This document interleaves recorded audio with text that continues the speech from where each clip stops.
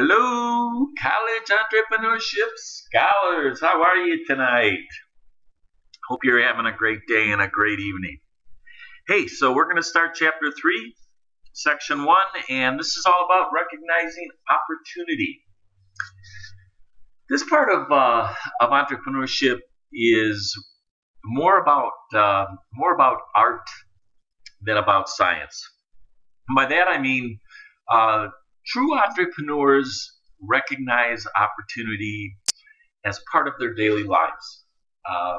They're constantly looking around and they're engaged, through the day and noticing what they hear, what they see, and making evaluations in their minds in terms of, can I do this better than it's being done? Could I create a business where I could provide a product or service that would allow me to do this better than the current suppliers of those businesses, of those products or services? And if the answer is yes, then you move on to the science part of entrepreneurship, which is the determination of if a venture or an idea is feasible.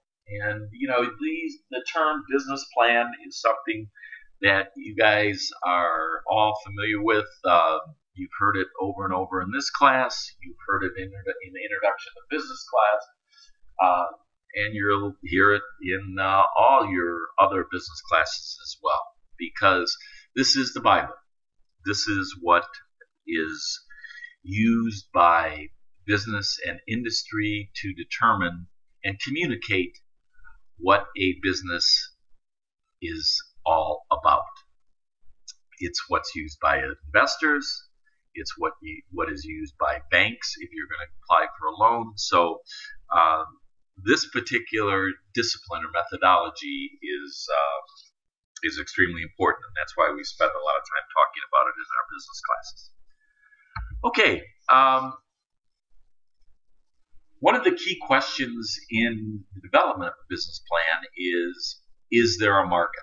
And by a market, we mean, is there a group of potential customers that actually have the need and the operative word is the money to buy your particular product? And here again, it's there's a desire among business people, investors, bank officers, for you to communicate to them in a particular way a definition of your markets or the markets that you're serving. And one of the ways that is done is called demographics, identifying the demographic characteristics of your market. In this particular picture, you see lots of different faces, lots of different ethnicities. If we were to describe the Maine East High School market, Maine East High School student, this would be a very appropriate picture, because one of the factors that is typically analyzed and defined in demographic analysis is ethnicity of students, because ethnicity usually has some relationship to identifying particular needs and particular wants. Needs. If you're an Asian student, your needs and wants are a little bit different than if you're an Indian student or an Eastern European student. So that's important. That's important, and there's a variety of different ways to define something define a market demographically. Could be income, could be age, could be educational level. Those are all demographic characteristics and a way to define a consumer market. Okay, so you're interested in starting a business. You want to take advantage of the major trends that are going on in the business marketplace. So what are some of those? What are some of those trends? Well, one of those trends is the growth of home-based businesses. Uh, the internet has been an enabler here. And by that I mean you literally can start a business out of your bedroom. Uh, you can offer products, you can offer services, and never need to leave your house. And as a result, there's been thousands of home-based businesses, multi-million-dollar home-based businesses that have started. The businesses on eBay, probably 30 to 40% are actually people that sell products are people that have started businesses, and that's what they do full time. They sell products on eBay, and they have very successful multi-million-dollar businesses. One of the ways they've done this is through the formation of strategic alliances. And by strategic alliances, meaning that they've made agreements with people to provide products or services to them that they necessarily can't provide at this point in their development. And one of the types of strategic alliances is called outsourcing. That's where if for instance, your strong suit is not manufacturing, you might find a firm in the United States or in India or Asia or Europe that would actually do the manufacturing for you, and that would be called outsourcing. Okay, you may want to go in business for yourself, but you may not want to go through the headache of starting something from scratch. So there are services out there that will help you find or buy a new business, and these services are called business brokers.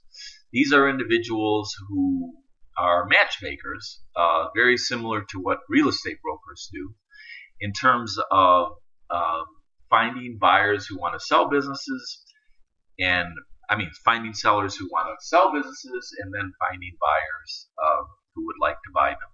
And so those people can typically be identified on the internet and or the yellow pages of phone books, and they provide a very helpful service. Another way to get in business on your own is to purchase a franchise, and I think you're familiar with the logos of these very successful franchises that are listed here: McDonald's, KFC, Domino's, Taco Bell. Franchising is an interesting way to get into a business. Obviously, there's an expense. There's typically franchise fees up front that you have to pay, and then there's what's called royalties. A certain percentage of your sales goes back to the franchisee.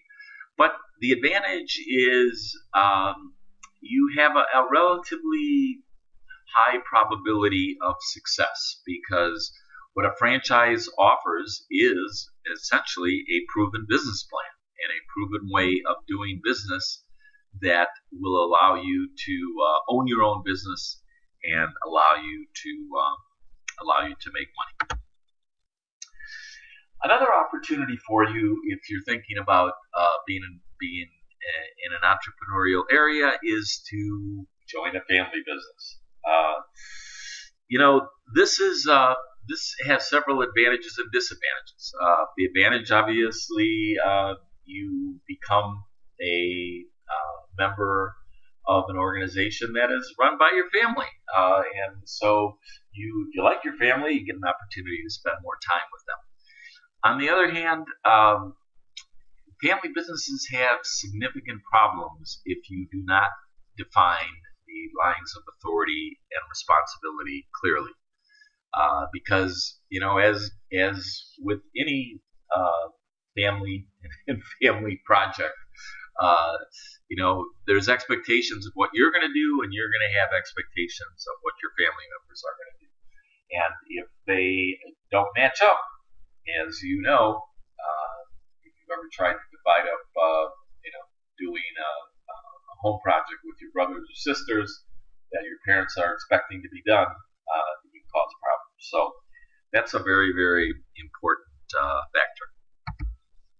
Okay, once you establish your business, one of the most important things that you can have from a goodwill standpoint is customer loyalty. The most expensive customers you can acquire are new customers. Finding new customers, uh, promoting to find new customers, advertising, all of those things are very expensive. However, once you get that customer, if they're happy, they will come back. And they'll come back over and over again. That is called customer loyalty. Very, very important. Because if you have loyal customers, they will talk to their friends, their families, their relatives about your business, and you will find your business growing by leaps and bounds. Okay, we talked a little bit earlier about outsourcing, but I cannot emphasize the importance of it. Outsourcing, again, is hiring a firm to do something that you aren't necessarily good at and you need help with. For instance, if you're wanting to design